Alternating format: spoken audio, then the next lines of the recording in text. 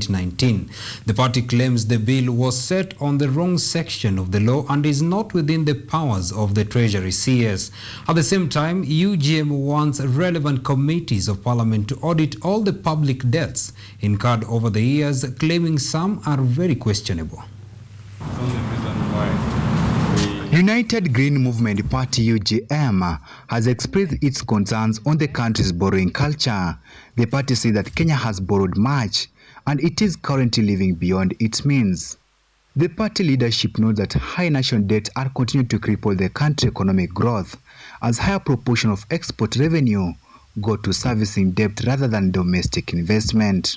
East African community countries had agreed that by the year 2021, all the countries in the East African region would be having a GDP to debt ratio of 50%.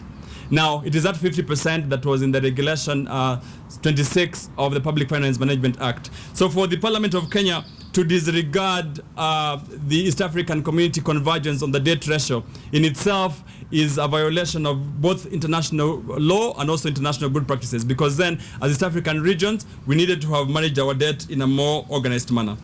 The party says that it is unfair for Kenyans to bear the burden of increased national debt, especially when the borrowing do not benefit them. As they propose an audit of all public debt to point out any odious debt and hold responsible the person who transacted them. These debts that have been borrowed, the RR, Kimwarer, the Eurobond, Standard Gauge Railway, have failed those two standards. One, the authorization test, and number two, the good faith test in terms of the borrowing. So should these debts then not pass these standards, like we believe, they should be declared odious, and the people who transacted them bear the personal responsibility of servicing them.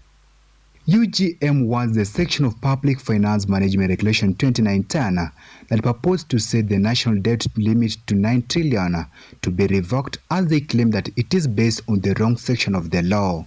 Kenyans are debt-laden because the Parliament of Kenya has abdicated its role and has left the task of fixing the debt ceiling to the Cabinet Secretary of Treasury, who is an interested party in how much money comes to the country.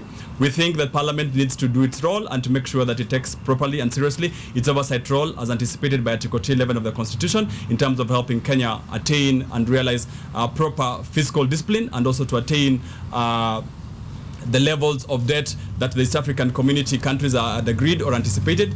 UGM has pledged to work towards thriving economy, as they promise Kenyans that the party leadership will make sure that there is economic stability in the country. George Mapesa, KUTV. Away from politics, the Kenya Agricultural and Livestock Research Organization has set projects to educate farmers on planting various types of